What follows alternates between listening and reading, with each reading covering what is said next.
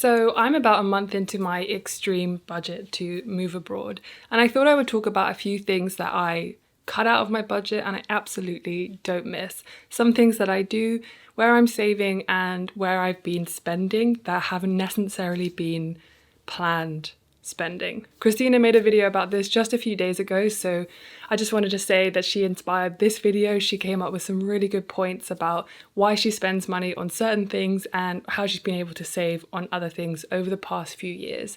If you're new here, my name is Imi and I'm doing an extreme budget for a short period of time to save as much money as I can for when I move to the US to live with my partner. I'm also going to be doing a video about how I really feel about moving to the US because I've got a lot of questions about that. So if you do have any questions, please leave them in the comments below. One thing I really thought I was going to miss was eating out. Even though I don't eat out that often anymore, especially after the past couple of years, the kind of culture of eating out has definitely left me a little bit, but also because I've been living in the countryside, it's very different to living in London where things are very close by. But I thought I would have missed this more, eating out. It was definitely always seen as a treat for me because, well, it's expensive, but it's also quite a nice experience. We spent quite a few weekends in May in London where we ate out a little bit, and it was obviously really nice trying new foods and things like that. But since being on this extreme budget for the past month, I found that I actually haven't missed eating out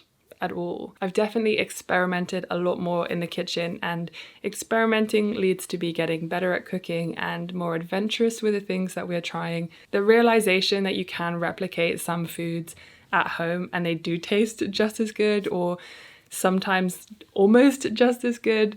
It's one of those things where I've realized actually it's been so worth honing that skill and just really enjoying the foods at home. It's also really tested me to go and look out for more recipes and more ideas of different things to eat and to cook.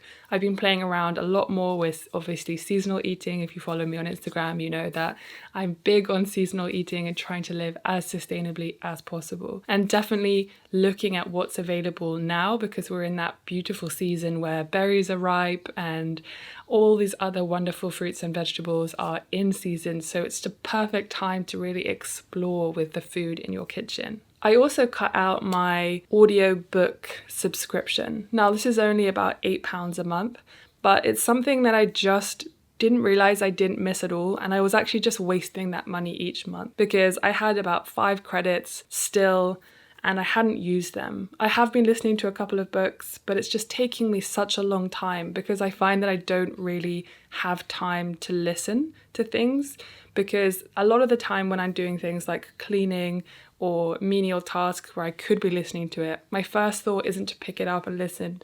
Instead, it's to have a bit of silence because I need a lot of silence to be able to think of ideas for videos and to kind of mull things over in my head before coming to the conclusion that that's a good idea or that's a bad idea. So I do spend a lot of time doing things without any kind of distraction, no videos, no audiobooks, no nothing.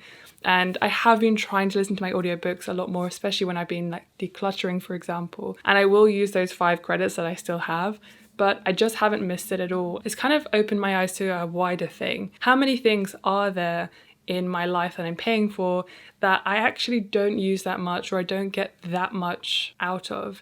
I also cancelled a subscription I think that we had to Now TV because there was one series that we really wanted to watch and we could only watch it if we had Now TV.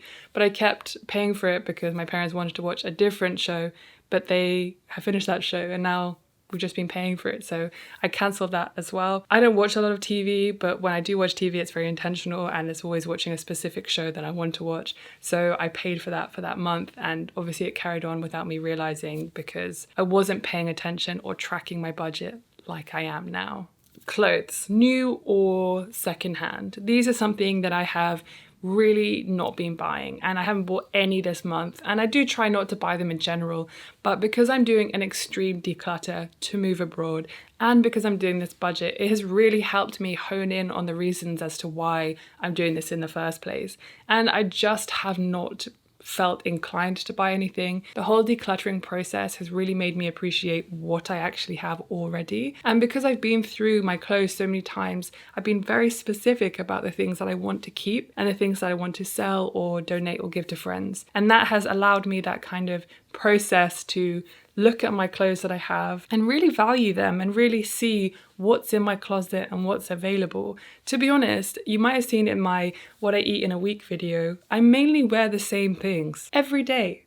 The only thing that I kind of wanted was another pair of dungarees that I have, but in a darker color, so that when I'm wearing them in the garden, for example, they don't get so dirty. And just because I wear them every day, it would be nice to have a second pair. But I committed to this budget and it's not a strong enough desire that I'm like, I must have it.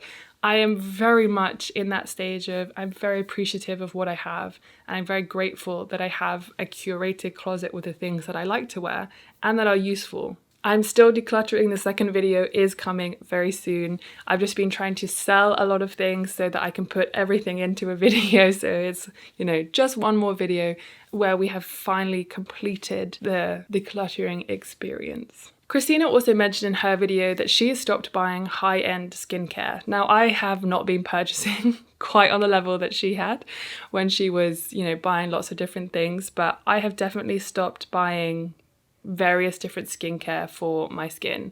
I literally use 3 things. I have a moisturizer, an SPF, and a kind of serum that I use each evening, and that's it. And my skin has actually been really thanking me. I also haven't been wearing makeup for the past few weeks because I've been really ill. I had extreme fatigue and I just didn't want to. And so my skin has really been thanking me for that, the kind of stripping back approach. To be fair, I'm quite lucky that I have naturally good skin, but I was finding that putting all of these extra skin products on to even out the tone, which is something that I had, as well as like blackheads, I found that stripping back has helped a lot with those. I haven't bought any skincare. I haven't even thought about it as well, to be honest. And actually that kind of goes for makeup. I haven't really missed my makeup at all that I haven't been wearing for the past few weeks. I've run out of a few things like my eyebrow pencil that I usually use. I got my eyebrows dyed actually once before I went to this wedding in April, and that was so much nicer. And maybe when this budget is over, I might go and do that because I do feel like I have a bald face with no eyebrows or eyelashes. Yeah, I just haven't really missed putting on makeup. And that also could be a symptom of having not been going out, not really going to restaurants or going out to pubs and stuff like that. So maybe I'll feel differently when I do start doing things like that again. But for now, I'm definitely really enjoying the fresh-faced kind of look. And the last thing that I have not been buying is any kind of fitness equipment.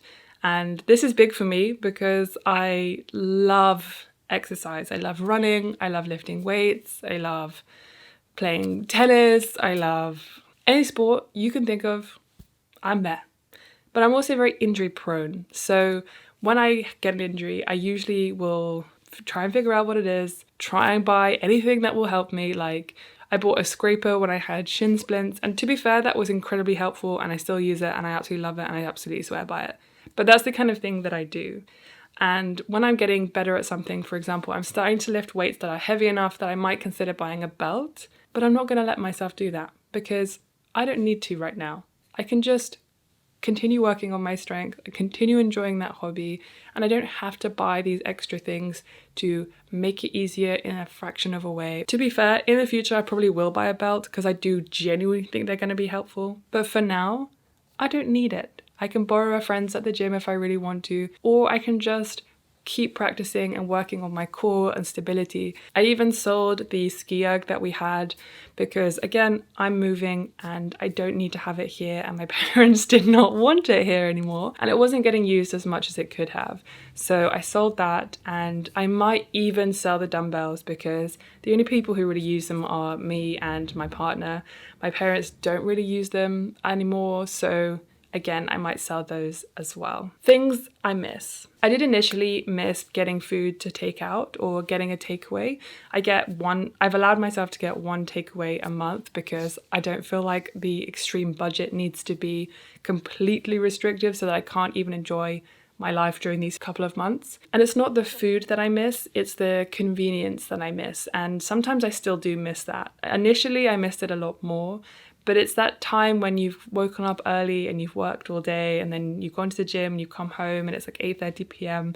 and you can't even fathom having to make something. But then you do. And it's actually not that big of a deal, you know? For me, anyway. I can't talk to anyone else's experiences, of course. And this is one of the big reasons why I'm a big fan of meal prepping and putting things in the freezer for days like that and evenings like that when you come home from a very busy day and you just have something that you can pull out and shove in the microwave or the oven or whatever. So it's the convenience factor that I still miss, but I am definitely getting out of that habit and appreciating more that I have the choice, and it is a choice, and the privilege of that choice is something I have actually chosen. So I'm definitely feeling very grateful that I'm able to make healthy food at home, and however tired I am, it's still an option for me to eat well. Things I'm still spending money on. I'm still spending money on gardening things like compost and plants to plant that are vegetables and fruit and things like that. But I'm not buying anything that's going to stay here. That's like a physical item. Again, I really have that extreme budget and extreme decluttering mindset at the moment. I really don't want to be bringing things into this home, which is not mine, and into my life when I'm going to be moving soon. So I have been spending money on things like compost at my local nursery. I like supporting them, and they have good peat-free organic compost that is good for my parents' garden, where they will be able to use that in the future as well. And coffee out a couple of times. This is not something we do every day, and it's negligible compared to how much we're saving in general, but it's something that just keeps us happy. We make our coffee at the same time every morning at home, and only really do we actually get a coffee out when we've run out of coffee and we haven't bought the next one quite yet.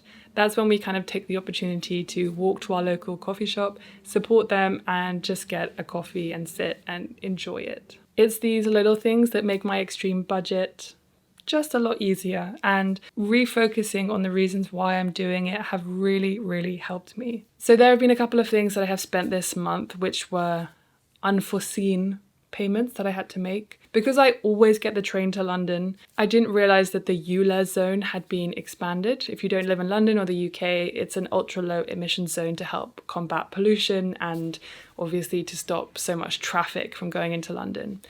This one time we decided to drive to London, so I borrowed my mum's car because we had a lot of stuff that we were taking for various friends of hers that she was giving a TV to and blah, blah, blah. And so we drove, and literally the ULEZ zone starts on this kind of big road just before where my sister's flat is. And we didn't realise that. So we went in and I got an £80 fine. £80 is a huge amount of money in general. And it's also a huge amount of money when you're not planning for an expense like that. And that was completely my fault. I should have looked it up, and it's a mistake that I definitely won't be making in the future. This is, what happens when you get the train all the time now and you don't really use a car, and when you borrow a car and then you get a fine. So painful. The other unforeseen payment is I needed to book a dentist appointment and a hygienist appointment. I want to get all of these things done before I move to the US, and just like all my checkups and things like that. And I had to pay a £40 deposit. And obviously I forgot that you had to pay a deposit and whatever. And these are just general health things. So that was obviously also added to my bill. So that's £120 of additional expenses that were either wasted or unforeseen, or just a prepayment for something that I'm doing next month or in the future. One thing that has made a massive difference is how I am budgeting and tracking my spending. I've just created a very simple sheet where I have the date, the amount, and what it's been on. And just having a overview and a vision of all the things that I'm spending has really helped me to just understand my habits a bit more. This month I wanted to be a little more relaxed because I wanted to truly understand my habits and where I'm spending the most and where I'm kind of not necessarily holding back from and just trying to spend within the budget that I've given myself. And it's really opened my eyes. I really don't buy things. It's more when it comes to things like food, coffee, eating out before takeaways, unforeseen things that were just completely my mistake. I also pay about £90 a month for my gym subscription, which for me was a non-negotiable because it just helps my mental health so much. I have noticed a humongous difference since coming back from the US and being able to go consistently, especially after being ill. My mental health is just in such a much better place. So this is something I'm not willing to compromise on. I've also been running and that's definitely helped too, but it's not quite the same as going into a social class where I can talk to other people.